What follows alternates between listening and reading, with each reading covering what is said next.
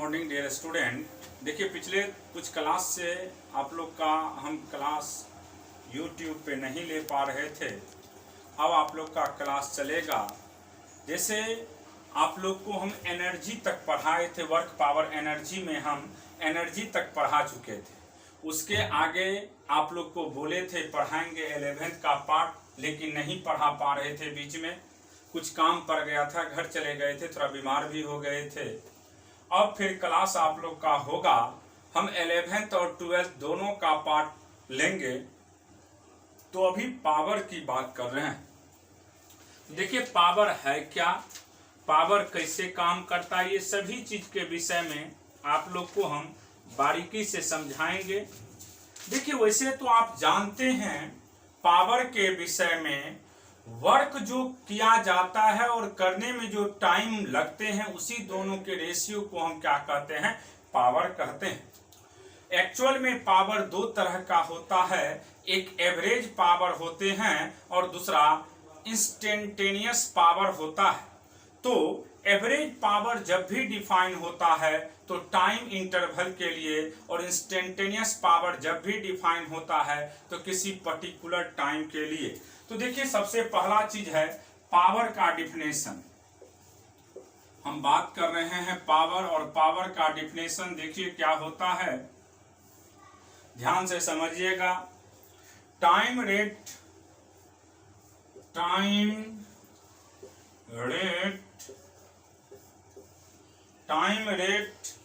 of doing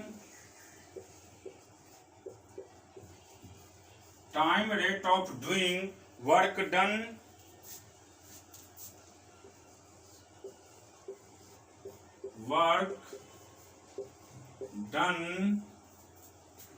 done that is called power.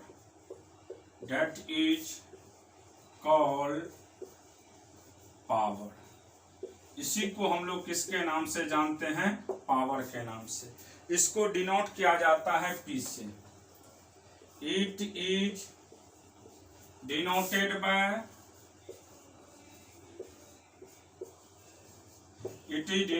Bye P।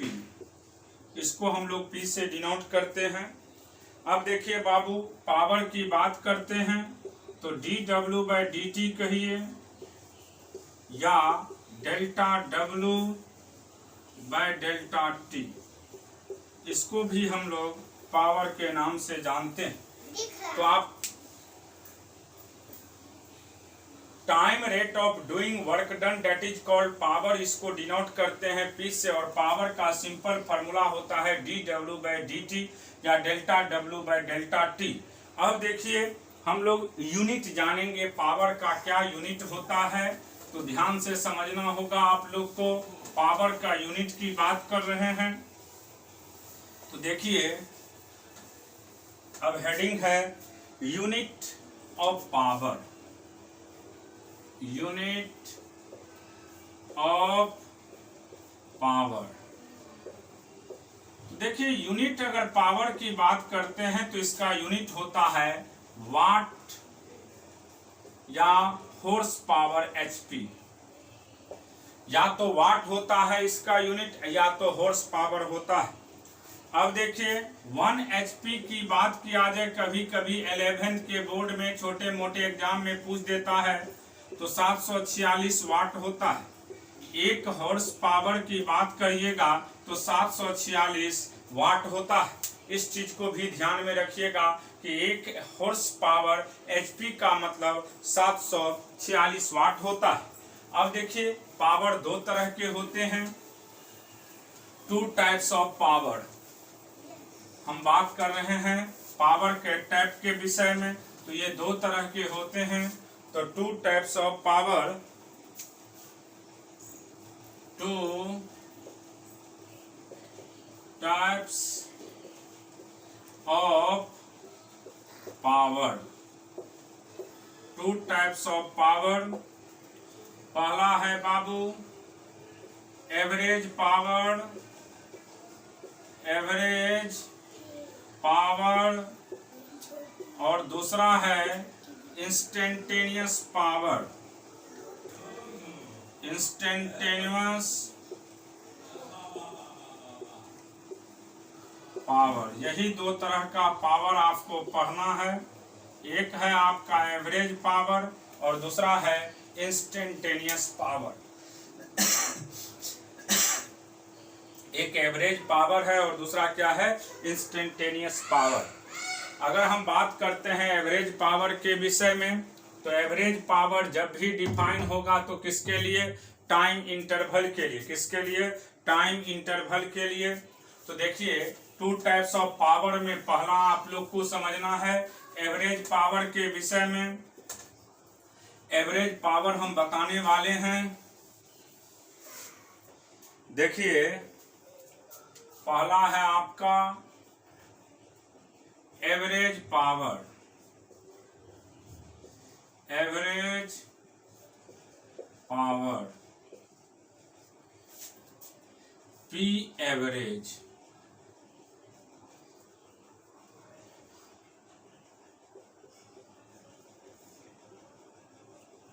देखिए average जब भी define होता है तो टाइम इंटरवल के लिए, तो it is defined,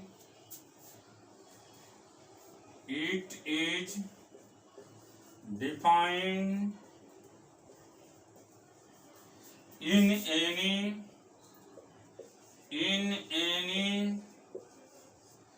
time interval,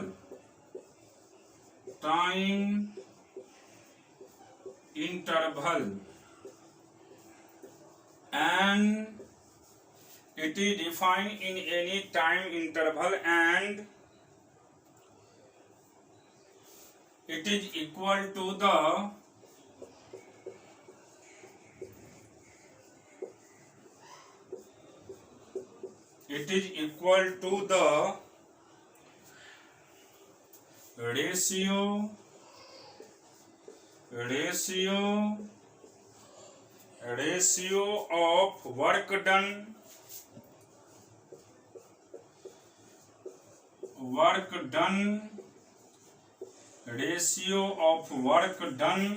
ratio of work done to time taken to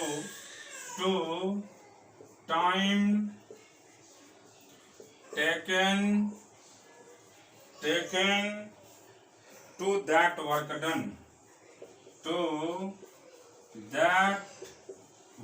done।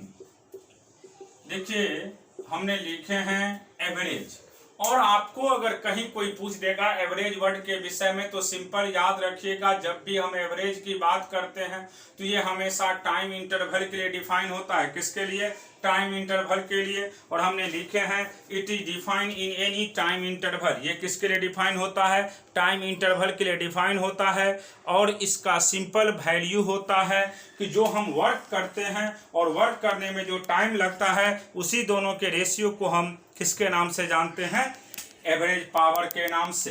अब देखिए इसके बाद पी एवरेज की बात करते हैं आप लोग, तो delta W by delta T या डब्ल्यू टी बराबर T2, डब्ल्यू टी बराबर T1 bye T2 minus T1, या इसी को हम ऐसे लिखेंगे W2 minus W1 bye T2 minus T1। तो ये आपका हो गया, किसकी बात कर रहे थे हम लोग, एवरेज पावर का। तो एवरेज पावर जब भी डिफाइन होता है तो किसके लिए, टाइम इंटरवल के लिए। और इसका वैल्यू जो लेते हैं, रेशियो जो लेते हैं वर्क डन, और उस वर्क डन को कवर करने में जो टाइम लगता है उसी दोनों के रेशियो को हम किसके नाम से जानते हैं, एवरेज पावर के नाम से। किसके नाम से, एवरेज पावर के नाम से। तो ये था आपका एवरेज पावर। अब हम बात करते हैं इंस्टेंटेनियस पावर के विषय में। देखिए इंस्टेंटेनियस पावर क्या है, कैसे ये वर्क करता है, क्या इसका वैल्यू है। तो अब बात करते हैं हम लोग दूसरा instantaneous power. Instantaneous power, instantaneous power instantaneous power की बात करते हैं, P इंस्टेंटेनियस। देखिए, जब भी इंस्टेंटेनियस की बात करते हैं तो ये किसी खास किसी पर्टिकुलर टाइम के लिए डिफाइन होता है। इंस्टेंटेनियस वर्ड जब भी बात किया जाता है तो ये हमेशा जब भी डिफाइन होगा तो किसी खास किसी पर्टिकुलर टाइम के लिए। तो it is define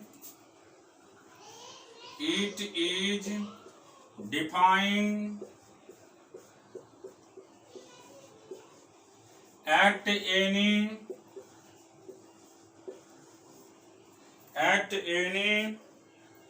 particular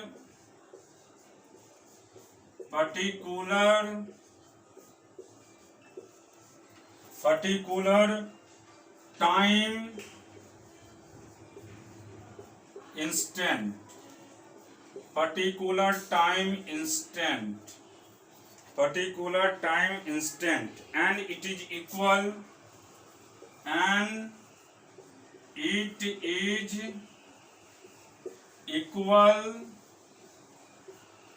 to the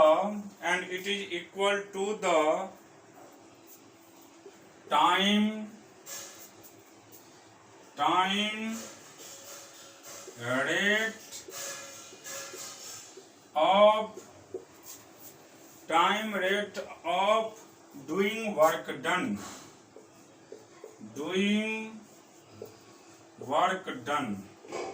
time rate of doing work done. तो सिंपल याद रखिएगा, जब भी हम इंस्टेंटेनियस पावर की बात करते हैं तो ये डिफाइन होता है पर्टिकुलर टाइम इंस्टेंट के लिए, और इसका वैल्यू होता है time rate of doing work done. Time rate of doing work done को ही हम क्या कहते हैं, इंस्टेंटेनियस पावर कहते हैं।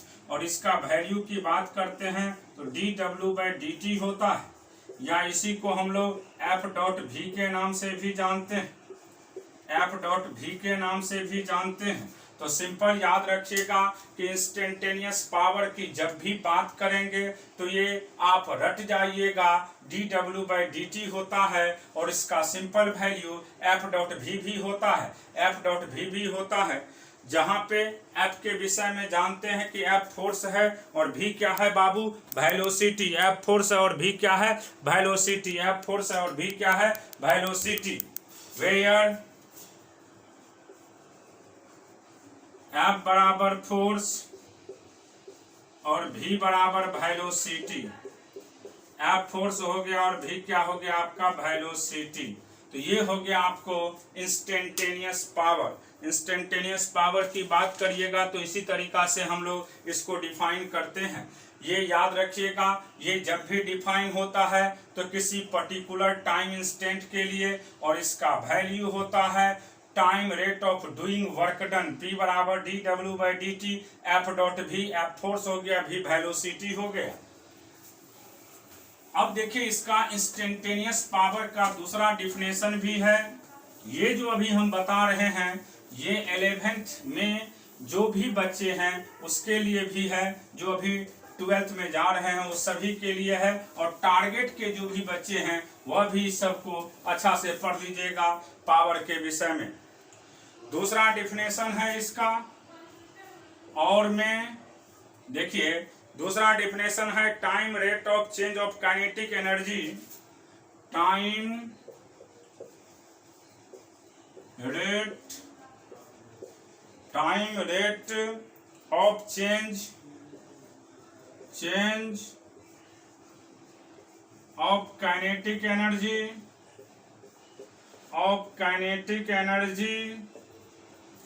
Time rate of change of kinetic energy is also called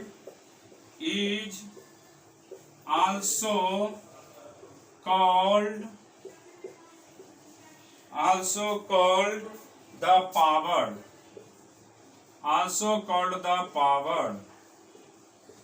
और यहाँ पे अगर पावर की बात करेंगे तो D काइनेटिक एनर्जी बाय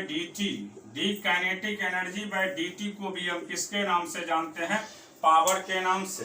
तो पावर का ये दोनों डिफिनेशन अभी हमने आप लोग को पढ़ाए हैं, ये दोनों याद रखिएगा। पावर के टर्म पे जब भी क्वेश्चन पूछेगा इसी बेसिस से हम लोग इसको बनाते हैं। अब देखिए इसके बाद इसमें कुछ कॉन्सेप्ट को समझना होगा आप लोग को। दिखाते हैं हम कुछ कॉन्सेप्ट, जैसे टोटल मैकेनिकल एनर्जी कंजर्वेशन पे कॉन्सेप्ट देते हैं। ये फार्मूला है, बहुत ही इंपॉर्टेंट है, पूरे फिजिक्स में इसका यूज होता है। थोड़ा बड़ा है, conservation of total mechanical energy जो पढ़ाए थे उसी पे एक हम कॉन्सेप्ट देते हैं। वीवीआई कर दीजिएगा, दो फार्मूला ड्राइव होगा इससे। ये अभी जो रनिंग 12th में जाने वाले बच्चे हैं, जो 11th में बच गया था उसको पढ़ा रहे हैं, और टारगेट के जो भी बच्चे हैं वह भी इसको अच्छा से पढ़ लीजिएगा। जैसे देखिए क्वेश्चन है, a bob of mass m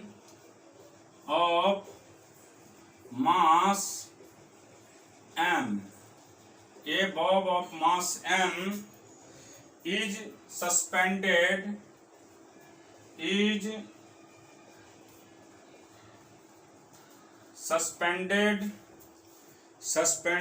by a string of length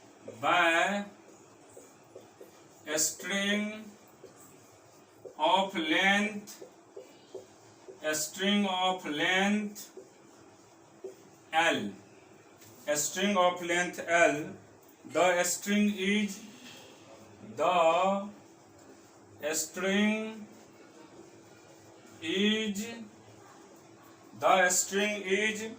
massless. The string is massless. String कैसा है बाबू? मासलेस है। When bob is kept in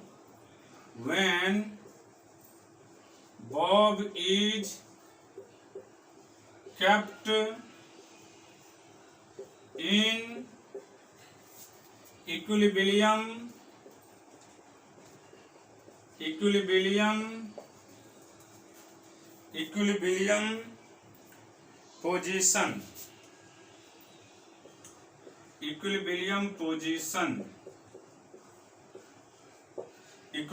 position. Then the bob is given.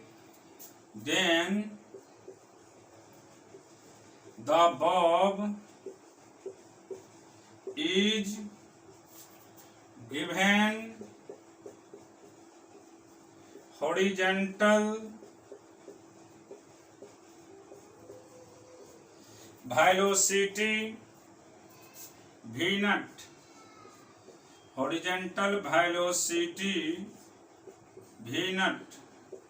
Horizontal velocity v naught. Find the speed of bob. Find the speed of bob. Find the speed of bob and tension in the string. Tension in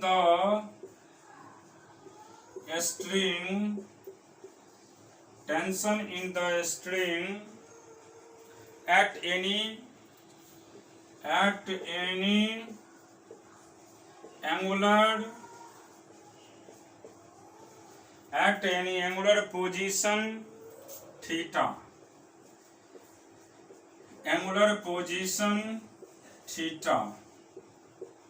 Full stop. Theta is the angle. Theta is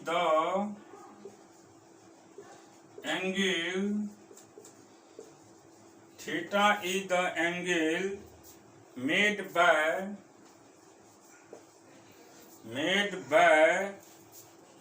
a string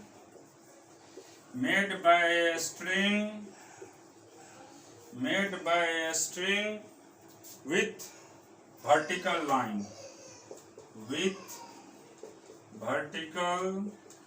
line.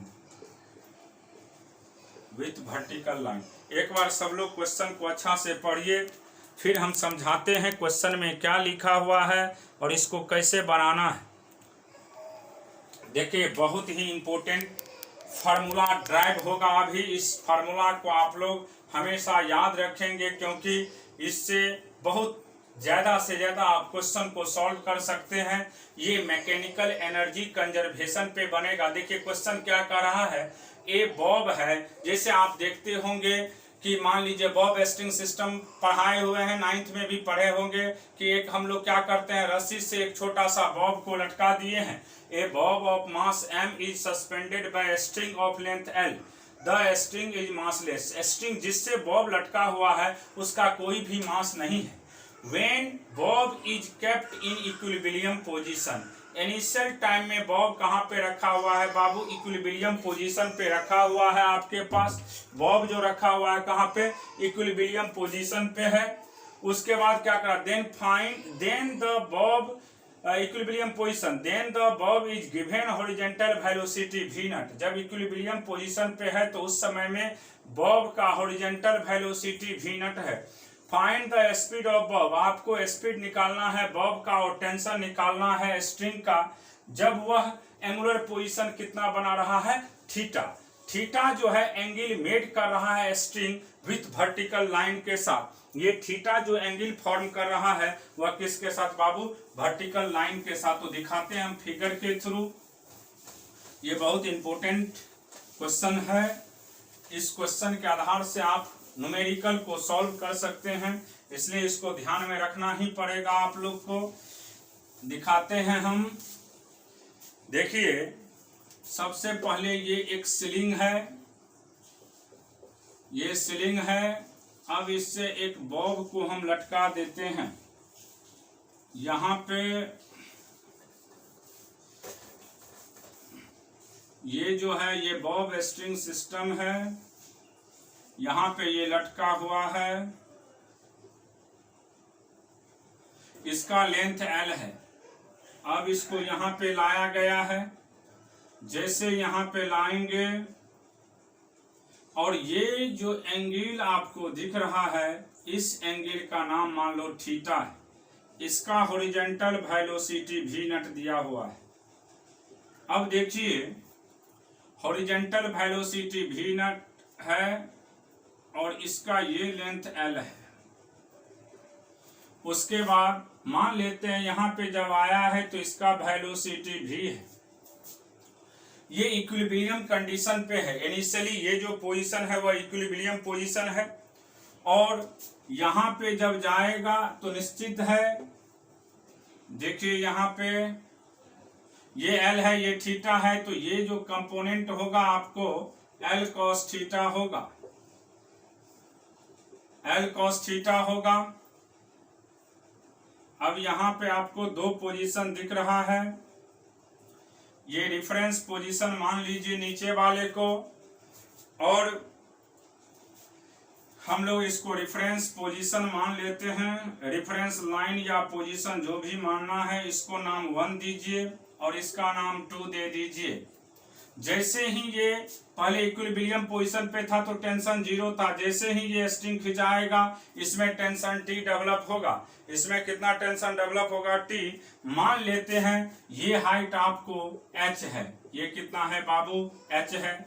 और इसकी बात करोगे तो ये length आपको अभी तुरंत देखें कि l cos थीटा हो गया, तो ये जो h होगा, h का वैल्यू होगा l minus L cos theta, l minus L cos theta. यहाँ पे कोई भी एक्सटर्नल फोर्स एक्ट नहीं कर रहा है, इसीलिए इस पोजीशन पे आप लोग टोटल मैकेनिकल एनर्जी को कंजर्व करा सकते हैं। यहाँ पे कोई भी एक्सटर्नल फोर्स काम नहीं कर रहा है, क्योंकि आप जानते हैं कि टोटल मैकेनिकल एनर्जी किसी सिस्टम का तब कंजर्व होते हैं जब उस पर कोई एक्सटर्नल फोर्स काम नहीं करता हो, कोई भी इंटरनल नॉन कंजर्वेटिव फोर्स ना हो, और फ्रेम कैसा हो, मस्ट बी इनर्शियल। फ्रेम कैसा हो, मस्ट बी इनर्शियल। तभी हम लोग टोटल मैकेनिकल एनर्जी को कंजर्व करा सकते हैं। तो आप देखिए ये रिफरेंस लाइन हो गया, और वह जो पोजीशन 1 और 2 है इसके बीच का जो हाइट है वह h लिए हैं। तो यहाँ पे आप जानते हैं जब कोई भी एक्सटर्नल फोर्स काम नहीं करता है तो हम लोग टोटल मैकेनिकल एनर्जी को कंजर्व करा सकते हैं। तो आप जानते हैं from Newton second law, from Newton second law, from Newton second law, Newton के सेकेंड लॉ की बात करते हैं। At angular position theta, at angular position, at angular position theta, जब एंगुलर पोजीशन हम थीटा पे पहुंचते हैं तब की बात कर रहे हैं। Net force towards the centre बराबर होता है मास into acceleration towards the centre. Net force towards centre, net force towards centre बराबर होता है मास into acceleration towards centre, mass into acceleration towards centre, towards the centre. Net force towards the centre बराबर होता है मास into acceleration towards the centre. अब देखिए यहाँ पे ये mg होगा क्योंकि इस बॉब का मास m है तो ये mg होगा। ये जो होगा आपका वेट वर्टिकली डाउनवर्ड लगता है हमेशा mg, और ये जो कंपोनेंट होगा बाबू ये थीटा है आपका, तो ये निश्चित इसका वैल्यू की बात करते हो तो ये हो जाएगा आपको mg cos theta, mg cos theta. तो देखिए net force towards the centre तो t minus, net force towards the centre तो t minus mg cos theta, t minus mg cos theta बराबर mv स्क्वायर बाय r के बदले l है। तो यहाँ पे net force towards the centre बराबर हो जाएगा t minus mg cos theta बराबर mv square by l। t minus mg cos theta बराबर mv स्क्वायर बाय l, क्योंकि net force towards the centre का फॉर्मूला होता है मास into acceleration towards the centre, mass into acceleration towards the centre. ये हो गया। अब देखिए यहाँ से t की बात करते हैं हम लोग, एक बार ध्यान से इस फिगर को समझिए। ये अभी इक्विलिब्रियम कंडीशन में है, ये L है। अगर यहाँ का वेलोसिटी v नट है, जैसे ही ये थीटा डिग्री के एंगल पे जाएगा वहाँ का वेलोसिटी हम अपने मन से मान लिए हैं कि v है। ये पहला जो पोजीशन है वह इक्विलिब्रियम पोजीशन पे है और सेकंड पोजीशन पे जब गया है तो निश्चित ये खिंचाया है, इसलिए इसमें टेंशन T डेवलप हुआ है। अब देखिए इसके बाद इसके आगे हम बात करेंगे अभी, तो कैसे इसको हम लोग बनाएंगे। Net force towards the centre बराबर सिंपल याद रखिएगा mass into acceleration towards the centre होता है हमेशा। Net force towards the centre बराबर mass into acceleration towards the centre. अब देखिए t बराबर हो जाएगा, यहां से जुट जाएगा तो mg cos theta plus mv square by l। t बराबर mg cos theta plus mv square by l।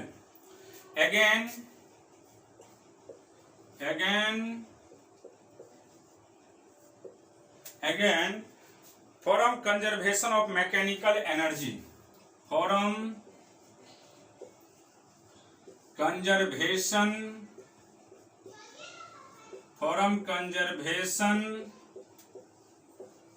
of total mechanical energy, from conservation of total mechanical energy, from conservation of total mechanical energy। तो total mechanical energy 1 बराबर total mechanical energy 2, total mechanical energy 1 बराबर total mechanical energy 2, total mechanical energy 1 बराबर total mechanical energy 2। अब देखिए, अगर reference line हम पहला को माने हैं तो निश्चित है वहां पे काइनेटिक एनर्जी का वैल्यू क्या हो जाएगा, रेफरेंस जिसको मानते हैं वहां पे पोटेंशियल एनर्जी का वैल्यू 0 होता है, लेकिन कुछ न कुछ काइनेटिक एनर्जी होगा। तो यहाँ पे kinetic energy 1 plus potential energy 1 बराबर kinetic energy 1 2 kinetic energy 2 plus potential energy 2। Total mechanical energy conserve करवा दिए। अब देखिए यहाँ पे सिर्फ काइनेटिक एनर्जी होगा क्योंकि रेफरेंस इसी को माने हैं। हाफ mv नट का square plus total mechanical kinetic energy का वैल्यू हाफ mv स्क्वायर, तो v के बदले v नट का स्क्वायर। पोटेंशियल एनर्जी 0 इसलिए हो गया क्योंकि हम इसी को रेफरेंस पॉइंट माने हैं। अब यहाँ पे आप बात करोगे काइनेटिक एनर्जी का तो हाफ mv स्क्वायर, और यहाँ पे पोटेंशियल एनर्जी की बात करेंगे तो mgh हो जाएगा, क्योंकि रेफरेंस लाइन से हाइट जो है वह h है तो mgh हो जाएगा। अब इसके बाद देखिए आप लोग यहाँ से हाफ mv नट स्क्वायर बराबर mv square plus 2mgh by 2, 2 से 2 कैंसिल हो गया, मास मास सभी में है, कॉमन कट जाएगा, तो v नट का स्क्वायर बराबर v स्क्वायर प्लस 2g, और h का वैल्यू अभी तुरंत रटाए हैं l minus L cos theta, l minus L cos theta. h का वैल्यू क्या हो जाएगा, l minus L cos theta. h का वैल्यू क्या हो जाएगा, l minus L cos theta. तो यहां से देखिए, यहां से हम लोग बात करते हैं, एक स्टेप और बढ़ाते हैं। तो देखिए ध्यान से, कैलकुलेट जब करेंगे तो v नट स्क्वायर बराबर v स्क्वायर प्लस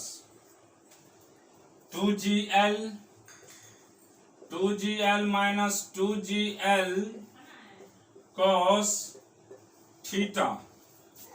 अब एक तरफ इसको करिएगा आप लोग, तो v स्क्वायर बराबर v नट का square minus 2gl into 1 minus cos theta, 2gl into 1 minus cos theta, यही इसका फॉर्मूला हो गया। v स्क्वायर बराबर v नट का स्क्वायर, v स्क्वायर बराबर v नट का square minus 2gl into 1 minus cos theta. तो अगर आपको पूछा जाएगा कि एंगुलर डिस्प्लेसमेंट अगर थीटा है तो वहां पे वेलोसिटी का क्या होगा वैल्यू, तो रट जाइएगा। वेलोसिटी का सिंपल वैल्यू होता है v नट का इनिशियल वेलोसिटी का square minus 2gl into 1 minus cos theta. v square बराबर v नट का स्क्वायर, v स्क्वायर बराबर v नट का square minus 2gl into 1 minus cos theta, v square बराबर v नट का square minus 2gl into 1 minus cos theta, v square बराबर v नट का square minus 2gl into 1 minus cos theta. इसको रट जाइएगा, ये बहुत इंपॉर्टेंट है, इसका यूज हमेशा फिजिक्स में होता है। v स्क्वायर बराबर v नट का square minus 2gl into 1 minus cos theta. अब हम लोग जानते हैं, टेंशन का फॉर्मूला पढ़ा चुके हैं, T बराबर mv square by L, mv square by L, mv square by L plus mg cos theta, ये आप लोग को हम बताए थे। अब यहाँ पे पुट कर दीजिए v का वैल्यू, तो टेंशन का वैल्यू होगा m v नट का square minus 2gl into 1 minus cos theta by L plus mg cos theta. अब देखिए इसके आगे, यहां से आप लोग क्या करिएगा कि L का यूज करके हम लोग सॉल्व करेंगे पूरे कंसेप्ट को। तो देखिए m v naught square minus 2mgl into 1 minus cos theta plus mgl cos theta upon l। अब देखिए इसके आगे, अगर इसको हम लोग एक स्टेप और बढ़ाते हैं तो टेंशन का वैल्यू निकल जाएगा यहाँ से। देखिए टेंशन का सीधा वैल्यू होगा MV naught square minus 2mg L minus minus plus 3mgl into 2mgl cos theta 2mgl cos theta plus mgl cos theta by L, mgl cos theta by L, और इसी को लिखेंगे तो हम लोग MV naught square by L minus L common ले लीजिए तो यहाँ से 2mg माइनस में plus 3mg cos theta by L, ये L से ये L कैंसिल हो गया तो यहाँ से आपको टेंशन का सीधा वैल्यू निकल जाएगा। ये भी फार्मूला रखना है आप लोग को। टेंशन का सीधा वैल्यू निकल जाएगा T बराबर MV naught square by L minus common ले लीजिए mg कॉमन लेंगे 2 minus 3 cos theta, minus common लिए तो जो माइनस है वो प्लस हो जाएगा, जो प्लस है वो माइनस हो जाएगा, 2 माइनस 3 cos थीटा। तो सिंपल रट जाइएगा। टेंशन की बात करिएगा तो टेंशन का सिंपल वैल्यू होगा, रट जाना है, MV naught square by L, MV naught square by L minus mg into 2 minus 3 cos theta. Tension का सीधा वैल्यू हो गया MV naught square by L, MV naught square by L, MV naught square by L minus mg into 2 minus 3 cos theta, MV naught square by L minus mg into 2 minus 3 cos theta. ये किसका value हो गया? Tension का value हो गया।